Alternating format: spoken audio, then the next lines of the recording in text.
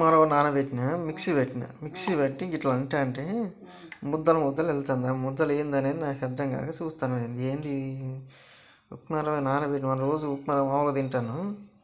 ఇది చేసి ఇట్లా చేస్తే ఏంది ఇది ప్లాస్టిక్ ముద్దలు పాల మీద వెన్న మీగడ తయారైన గట్ట తయారయ్యదు.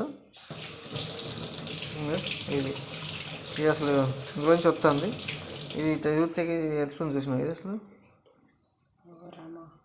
ఎంత ఎంత ముద్ద ఇది అసలు ప్లాస్టిక్ ఇది ఇది ఇది అసలు ఏంది ఇది ఇది